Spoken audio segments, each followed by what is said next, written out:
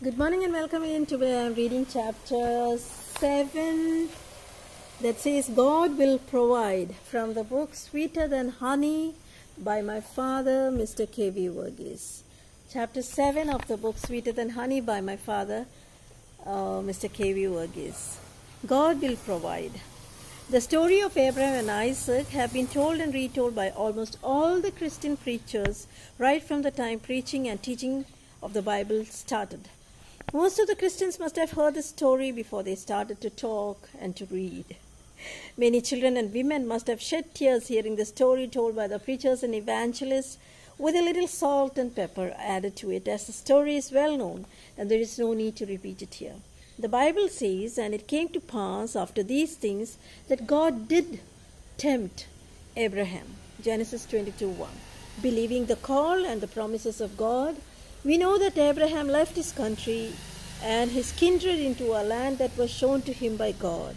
By faith, Abraham, when called to go to a place he would later receive as his inheritance, obeyed and went, even though he did not know where he was going. Hebrews 11:8.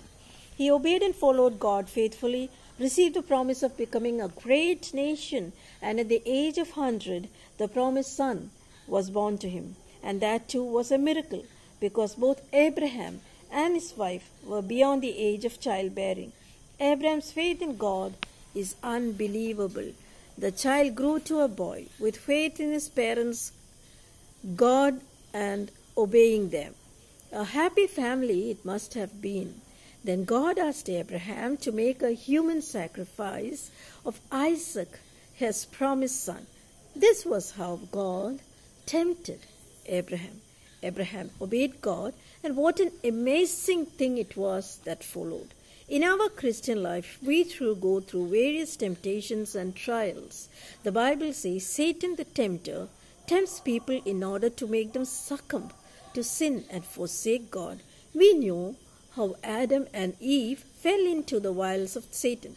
Satan, with the permission of God, tempted Job with all kinds of unbearable tests in the form of physical sufferings, loss of wealth, loss of children, and so on. In all these, Job sinned not, nor charged God foolishly. Job 1:24. Every man is tempted when he is drawn away to his own lust and enticed. James 1:14.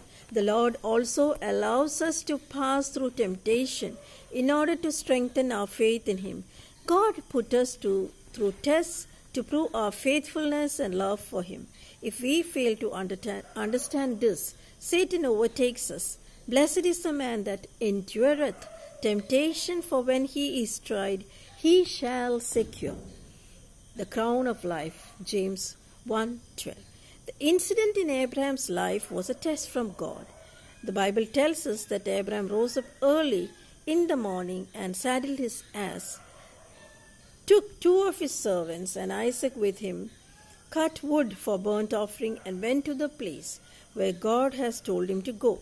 It was obvious that Abraham was well prepared to face this hard test. To Abraham, who experienced the power of God to rejuvenate and reproduce beyond human understanding or imagination, the test was one he could take.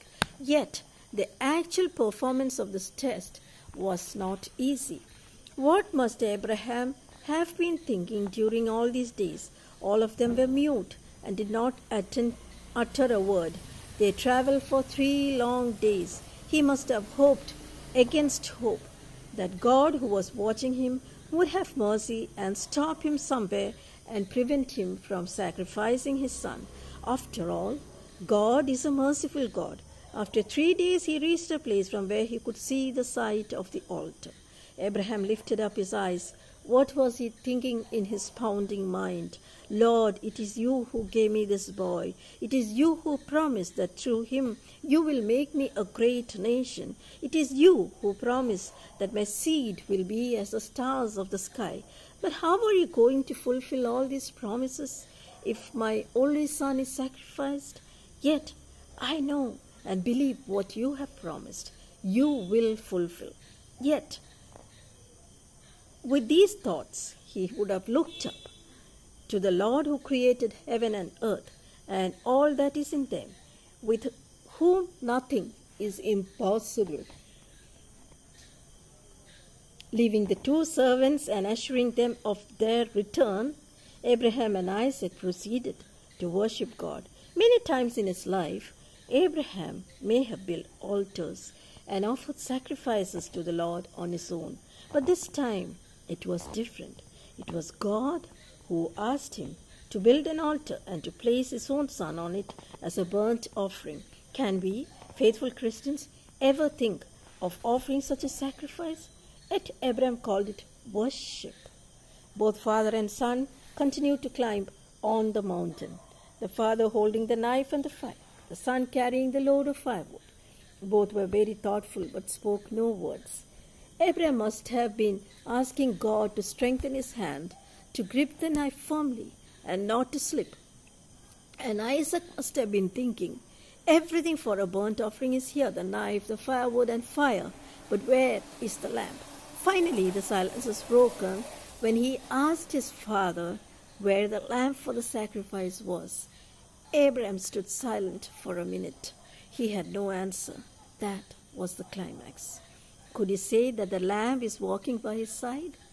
Abraham had only one answer, and he spelled it out firmly. My son, God will provide himself a lamb for a burnt offering. Genesis 22:8. Yes, God will provide a lamb. Having reached the place pointed out by God, Abraham built an altar. I am sure Isaac helped him to build it. Then the most difficult task had begun. Abraham closed his heart to his beloved son, closed his eyes to the object of his hope and delight, shut his ears to the sweet voice of his only son, and mechanically bound Isaac. Did he not resist? Did he not cry aloud? No, he did nothing of the sort. He willingly or unwillingly yielded to what Abraham was doing to him. Abraham laid Isaac upon the altar and took the knife. There was darkness as even the sun hid behind the clouds. Abraham raised his hand without even looking at the face of the lad who trusted him so much. There was complete silence. Not even a leaf moved. All was still. There was a determination so firm. When Abraham raised his hand, without even looking at the face of the lad who trusted him so much, there was complete silence. His hand remained in the air as the angel called out to him to stop. And the voice said, "Lay not your hand upon the lad, for now I know that you fear the Lord." Genesis 22:13. The turn of events was so sudden and like lightning, God interfered. Abraham could not ease his mind easily. His moves were still tense, and the sweat on his brow was still profuse. He murmured, "God will provide my son." And he unbound him. The sacrifice and worship for which Abraham and Isaac came to Mount Moriah could not be completed. The altar he burnt was still there, and a sacrifice had to be made. Abraham looked up again. Every time Abraham looked up, he was placing his full dependence on God. He fully believed God will provide. He found a ram caught up in the thicket by his horns. He went to the ram, took it, and offered him for a burnt offering in the place of his son Isaac. God provided as Abraham had told his son. Dear readers, the happening in your life may be contrary to your expectations. It would appear God is not fulfilling his promises and he does not want to hear your prayer. But look up and believe God will provide. God knows your needs better than you know them and when to provide. Leave it to his discretion. Remember, temptations do come, but God is faithful, who will not suffer you to be tempted, that you are able, but will, with the temptation, make a way to escape, that you have been able to bear it. 1 Corinthians 10:13. Though Abraham offered Isaac, he did not kill him. God provided a substitute. and Isaac's life was given back as it were from the dead. Abraham believed God, and it was imputed unto him for righteousness, and he was called the friend of God. Any task that God sets before us is his task. So hand it back to him, and he will provide when there is inadequacy. And Abraham's experience is the best example of God providing all our needs. God provided Abraham a ram on the deserted mountain of Moriah to make his sacrifice. In the days of Moses, God had commanded that if a soul committed a trespass, he has to offer a ram without blemish out of his flock for a trespass offering. Later on, we read that the ram's skin was used as a tabernacle's covering. His horns were used as trumpets, etc. In Isaac's sacrificial system, God provided a way of atonement through the shed blood of animals. Through sin, man was separated from God and under the penalty of death. There was nothing he could do to save himself. There could be no forgiveness of sins, no releasing from the consequences apart from death. God, however, provided a way of salvation through the blood of a guiltless sacrifice. The blood of atonement was not an offering from man in the hope of gaining pardon from sin, from an unwilling God. On the contrary, it was the merciful gift of God who was eager to forgive. The ram was a substitute God provided Abraham with for the sacrifice. Right from the time men heard, God has made provisions for man's restatement through his Son, Jesus. This substitute was God's own Son, Jesus Christ. Throughout the Bible, Jesus is projected as the sacrificial animal, the lamb for the atonement of man's sin and for his redemption. Only when the ram was killed, it could become an offering. Even so, Jesus had to die on the cross in order to become our provision. Over 2,000 years ago, he hung as a lonely, forsaken ram entangled on the cross of Calvary. Those around him mocked him, spat on him, asked him to come down from the cross, save himself if he were the Son of God. But Jesus, knowing fully well it was the Father's will, obeyed him till the end and thus became our provision.